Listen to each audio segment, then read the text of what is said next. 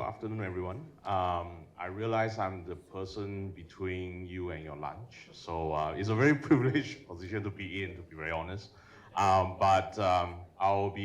still be very thorough, and then basically I'll talk a little bit about sort of the global adoption of robots, the evolution, and then I'll welcome any questions toward the end. So maybe just a quick introduction of what ABI Research is basically. We are a global emerging technology market research firm. I'm based in Singapore.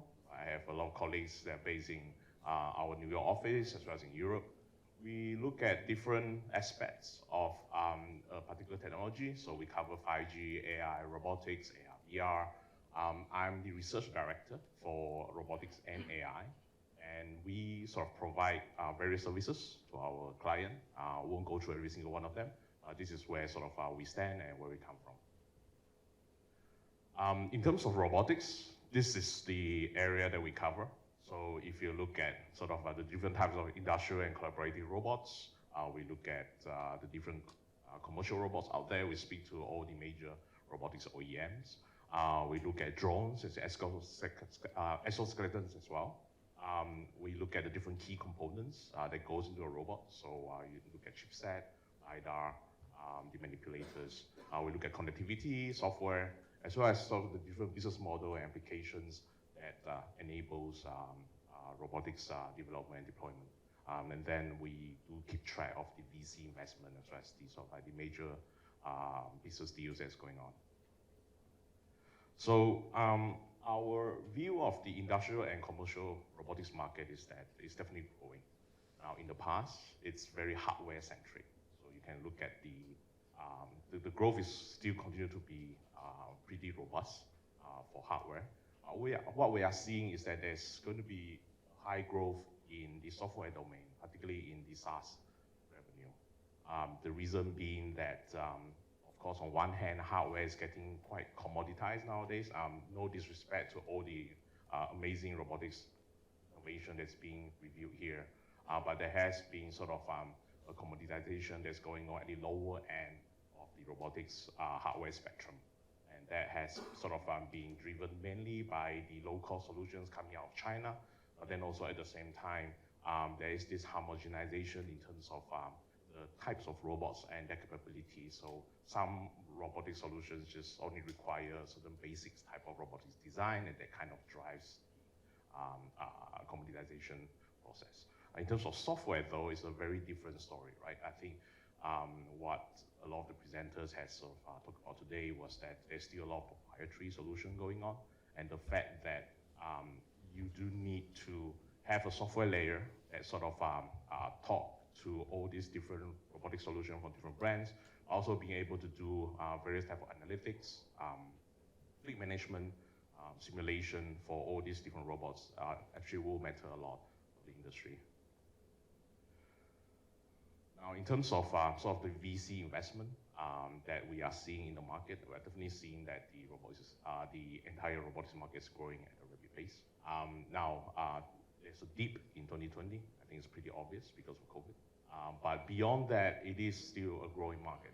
And that is a testament towards the robustness of the industry.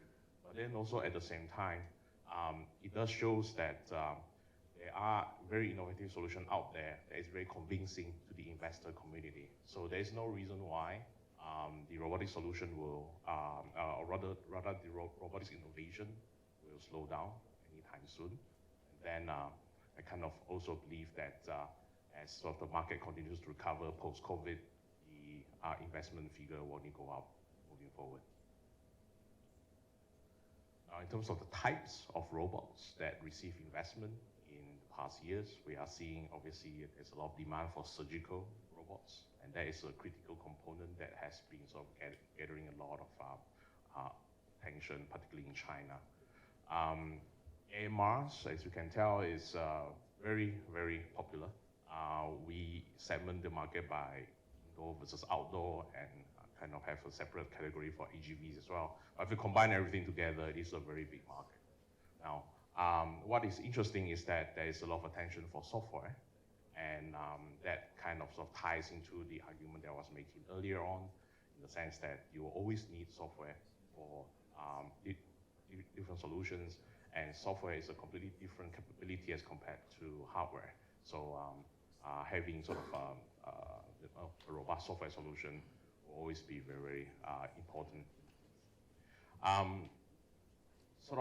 One of the key investment area for outdoor AMRs nowadays is sort of the more mission critical and business critical domains. So if you talk about, let's say, oil and gas platform, mining, agriculture, construction, those are domains where we are seeing traction right now, and I'll be talking about some of them later on.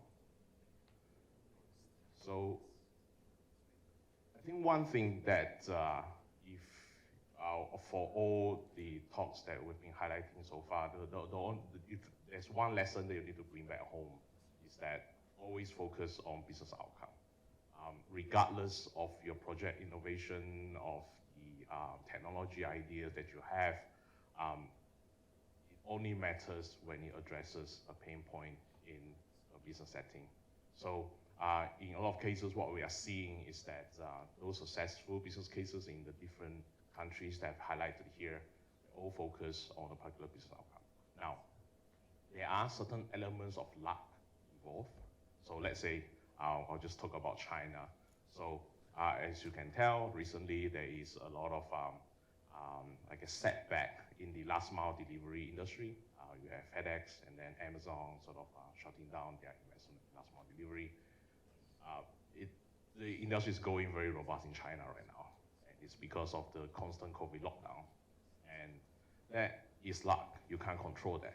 But then again, having that capability very early on, considering the early investment that the Chinese government made, as well as the tertiary institution there making into ADAS, they kind of drive the country's readiness to deploy solution for last mile delivery that kind of help out with the maturity of the solution. And I think in terms of Israel, the country itself has very, very strong focus on food security for a very obvious reason, and that's kind of drive the adoption of agricultural robots in that particular country as well. So we are seeing a lot of not just very innovative robotic solution, but also AI vendors that are targeting the robotics space. If you look at Singapore and the US, I think basically for other parts of the world, successful startups that has identified the right business solution and being able to execute on their requirements usually is the winner at the end of the day. Now, the other thing that is quite important for roboticists nowadays is that a robot solution is no longer a monolithic type of implementation. I think one thing that we definitely need to realize is that there is a sort of like a compartmentalization that's going on at the moment, meaning that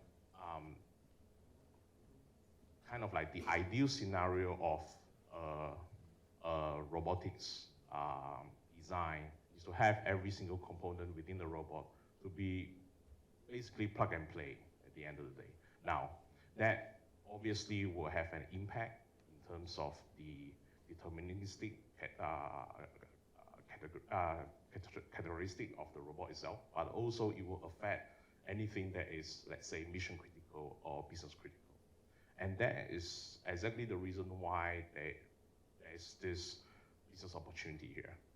Now, yes, being plug and play affects the performance of the robot in mission critical environment, but surely we can address that using, let's say, either more software, either better hardware solution, or sort of better standardization across the board. Regardless, those are sort of opportunities the industry should invest in. Instead of investing in, let's say, a monolithic structure that either ties or generates this fear of being locked into a specific vendors, we'll probably are going to see a lot more diversity and demand for sort of a multi-vendor environment. So that's where sort of having this plug and play capability matters. And as you can see here, different vendors has come up with a variety of solutions. We'll highlight a little bit on the, I guess, the chipset front. You look at NVIDIA, you look at Qualcomm, you look at Xilinx. There are many chipset vendors nowadays has come out with ROS compatible or ROS-2 compatible solutions. And all these solutions are becoming quite popular among robotics because on one hand, it addresses a lot of the gaps in terms of knowledge, in terms of deployment, but then also on the other hand, it kind of accelerate a lot of the development process just because it kind of remove that complexity when it comes to robotics design and development. As you can see on the software front, there's plenty of startups working on different components of the robot, and most of them are hardware agnostic at the end of the day. I'll touch a little bit about ROS. One of the reasons why I'm here is because I was invited to talk 3 years ago during the last in-person event of this workshop, pre-COVID. And the reason why I got invited was because I actually wrote a report on ROS, and it was quoted across many medias. I think one of my projection was that 55% of commercial robots will at least have one ROS package installed by 2025. And I kind of believe, I think the market is moving in a more rapid pace. I think we definitely seeing more than 55, and particularly, I guess, close to 100 when it comes to consumer robot, which was not included in the previous forecast. Will I write that report again? I might. There might be a report coming out soon, next year. What I wanted to highlight this year is that ROS has been growing very rapidly with wide adoption across the world. There's a lot of downloads, not just in the US, but also in China. It's kind of one of the solutions that cut across different countries and also bypass a lot of the existing, I guess, technological barriers nowadays. I think we are getting into a very fragmented world now. And one of the testaments to ROS success, and I kind of hope that this is something that ROS will continue, is that you guys have been able to strike these 5 pillars very, very well. This is the pillar that we use to gauge the success of open source solutions, mainly in the AI domain, because we are quite invested looking at the AI frameworks out there, so TensorFlow, PyTorch, etc.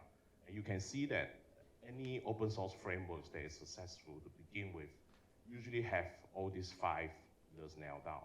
You kind of need to have your developer community to be very familiar with your solution, meaning you don't do drastic changes across different iterations. You kind of have to retain that sense of familiarity. You need to be able to future-proof your solutions moving forward, because there will always be new solutions further down the line. There will always be new applications, so being able to think ahead of the industry always helps. You need governance. I think what ROS and ROS-I has done very, very well is the governance aspects. You know where to go to when you have problems. You know who to refer to if you want to get an update or if you want to get training, and not having the solution being forked too much when people were using ROS is also quite significant, because with a lot of the open source solution out there, forking is a real, I would say, painful experience, because any fork solution will require extra maintenance. You need to spend more money in maintaining that fork solution, so that always creates additional costs. You always need hardware and commercial supports, meaning that you need to have a robust ecosystem to begin with. So from the hardware side of things, also from the application side of things. So to kind of wrap it up, I just want to give sort of like an overview on how we see the robotics market moving forward. This will tie into a lot of the, I guess, the technologies that I didn't quite mention up to this point. So if we're looking at sort of what mobile robots can do right now. I think it can do sort of like the stage 1 process pretty well. So it's pretty good at functional safety. There are a lot of investment in the security side of things. Data processing, data analytics are those almost like it's a given nowadays. If we sort of move up the staircase, you will see that there's still a lot of stuff that is not fully integrated or sort of fully available for a lot of the robotic solution nowadays. And that's fine. That's the gaps for opportunities. That's where I think the industry should be investing on. So if you look at sort of robots that are able to do on-device machine learning on the go, there's a lot of sort of few-shot learning or one-shot learning going on right now. And that also kind of requires, let's say, additional hardware support from the different AI chipset vendors, or sort of having robots to have situational contextual awareness. Could be using either semantic slangs or any other types of either linguistic models or NLP capabilities. Being able to interact directly with the operator itself using on-device NLP. I think a lot of the NLP algorithm right now resides in the cloud, and you can see that there's a huge latency going on when people are communicating with the robot, and that is definitely a no-no in a highly deterministic, highly mission-critical environment. Being able to do like rapid plug and play, or even sort of like being able to self-learn, it's probably the holy grail at the end of the day. That's not going to come anytime soon, but it's always good to have that in mind when you sort of cast your vision for the future.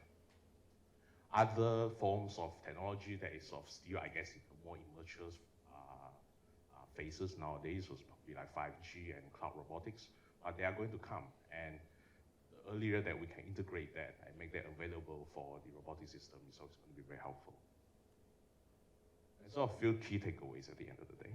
So it's very important to understand that robotics are getting very compartmentalized nowadays, and that is going to be the case moving forward as well. Monolithic system will still work in, I guess, highly critical environment, but then still end users will be demanding for all sort of robotic solutions that can be plug and play. If you think about how you use your phone nowadays, how you use your car nowadays, there's no reason why you can't expect the robots to behave the same way. And that is what you kind of have to prepare for it. Always starts with business outcome at the end of the day. Like if you have a business idea, think about the pain points, work backwards. As what the gentleman from Schaff said earlier. Open source and open standards will always be the driver for innovation. We are already seeing that in AI, and it's going to be the same in robotics. There's no way we are going back to the old proprietary world for sure. But then the question is, do we have the right governance structures and enough future-proofing in place? And again, having the largest developer community is not the only measure for success, right? At the end of the day, you still need to always be mindful about the ease of use. Always has to be able to be compatible or backwardly compatible with a lot of the existing hardware. If someone, or if the community is very used to, let's say, using RealSense camera, that should be fully enabled regardless. Now that's a very simple example, but moving forward, there may be other forms of manipulators or other forms of platforms that, let's say, developers gravitate towards, and that's something that I think the consortium should consider. And I guess finally is that, as you can see with all the development that we have come across, robotic solution will always revolve around collaboration, autonomy, and mobility. Industrial robots or stationary automation is great, but the future is going to be mobile and autonomous. And that wraps up my presentation. Thank you. Sorry, now we have Q&A.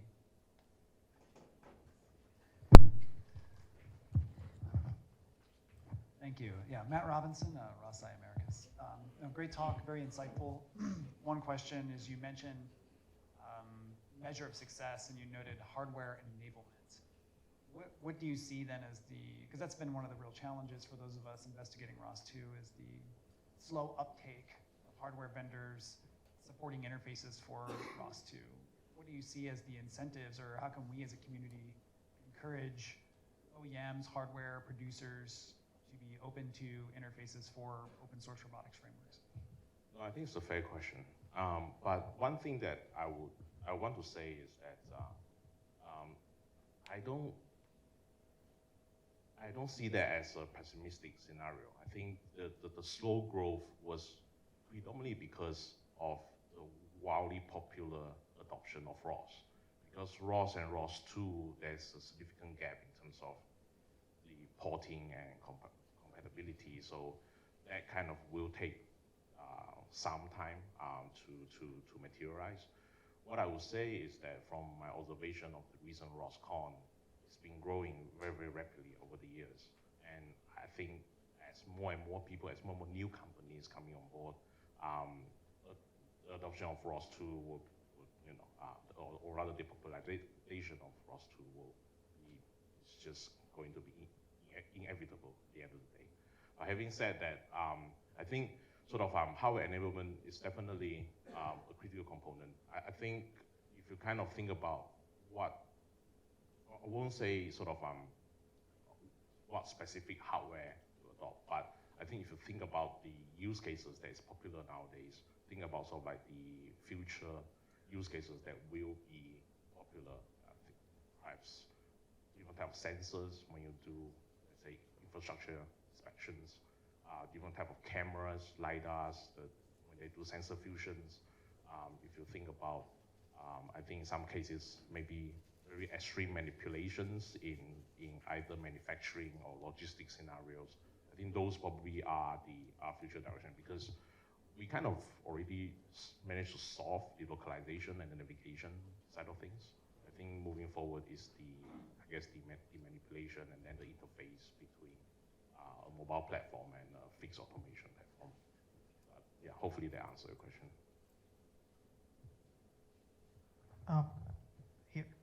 My name is Swaroop. I'm from Kabam, and my question is more on the side of the software as a service part of the market that you were looking at. One of the things you were talking about was the fact that this is more of a hardware agnostic or a robot agnostic platform. We've also been seeing that the robot makers themselves build these kinds of cloud platforms. So my question is coming from the point that who will be asking for this and driving this market? So, because it seems like there's a bit of a push and a pull from the robot vendors themselves. So, just curious about that. Yeah, no, it's an interesting dynamic. It's a good observation. But then I will also tell you that even the chipset vendors themselves are also doing software, which is already a very weird connotation if you think about it. These guys are chipset manufacturers to begin with. But ultimately, what people believe is that having software solutions that is hardware agnostic allows you to capture as many user base as possible. I think that is the right idea, because end users will prefer not to be locked down by vendor lock-in. They would always demand for more, I guess, a more multi-vendor fleet, or I think in a more industrial jargon way of saying is probably they want best of breed solution out there. One vendor may have, let's say, the best mobile platform, but they may prefer, let's say, UR for their manipulation platform, and you won't be. It would be ridiculous if you were to have two separate teams working on two separate software, and then expect the end user to accommodate that. I will just use a very simple example. This is in the telco industry. When the telecom industry was trying to virtualize all their all equipments, they are expecting sort of the industry to come up with a common interface, and then if they have any issue in adopting, let's say, different solutions for different vendors. They'll just throw it to the SI. Now, if you're a very big organization like telco, you can throw it to an SI. But if you're just small manufacturers with a few engineers, SI will be a very expensive option. So that's where this sets of hardware agnostic vendor comes in. Now, they may not have sort of presence in every country in the world, so usually they will act through either a distributor or a reseller or a system integrator, but still sort of that is sort of like the business rationale that kind of initiates this whole demand for hardware agnostic solution. So hopefully that answers your question.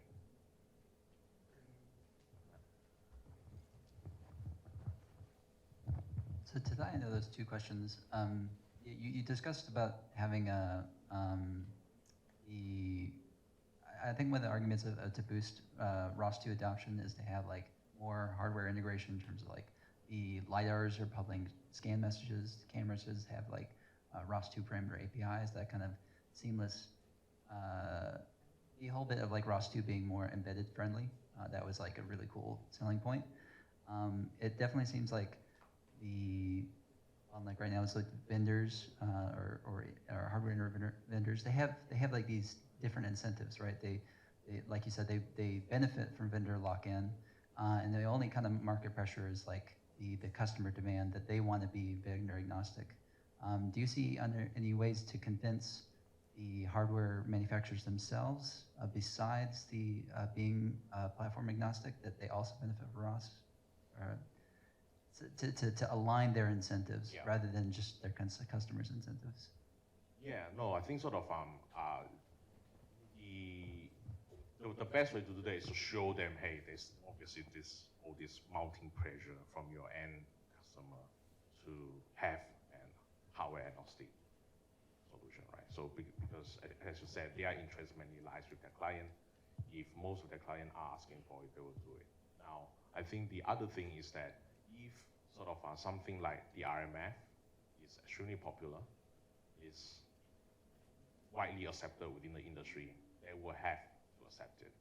So there's obviously sort of it's. But is there another argument other than we drag all the horses to drink because this is the only pond that everyone drinks from? You can get the horse to like drink itself. It would be rather difficult if you kind of expect them to not sort of rather to be fully hardware agnostic for sure. Because based on sort of going back to the telco example that I'm using, if you go back to the infrastructure vendors, they'll still tell you that a monolithic structure makes more sense. It's higher performance. It's maybe in some ways more cost efficient because you don't have to have engineers who knows everything, and it's just, I guess, in some ways performs a bit better because everything is fully integrated. So I think based on the current scenario, I think the best way is only to show that if you have a hardware agnostic solution and it performs much better than their sort of a hardware specific solution, that's probably the only way that you can kind of convince them. But if you wait for them to join you on this side, it's difficult, I would say. I don't really have an answer for it, unfortunately, but because it's ultimately an incentive, right? I think if you're used to selling hardware, if your business KPI is all hardware based, then to them it's always about selling hardware. Unless if they internally realize that software is going to be the bigger market, that's probably my role, is to tell them that, hey, you should focus a bit more on software because it's where the growth is, not the hardware. And you will be hammered very hard by all these low-cost Chinese solutions out there. And since the Chinese vendors don't really do software, why not you focus on software? And maybe that will help.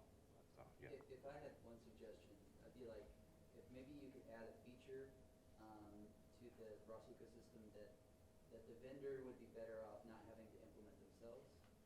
Maybe like security is one example. Exactly. everyone's like, rather than me as a vendor recreating an entire software radio stack to re-implement, the Wi-Fi WPA standard, Yes. I'm just going to reuse that. Exactly. Same thing as if I wanted to use my hardware on a secured network, I want to use secure DDS rather Yes. than have to re-code, re-roll my own crypto. Exactly. Right? Yeah. And I think sort of in that case, like open standards, as I said, and then also like national regulations will always help. Will always help to sort of convince behavioral changes from the hardware side of things. Yeah, I agree. Good stuff. My best. Yeah, sorry, due to time constraints, we are going for lunch. If you have any questions, you can find him at lunch.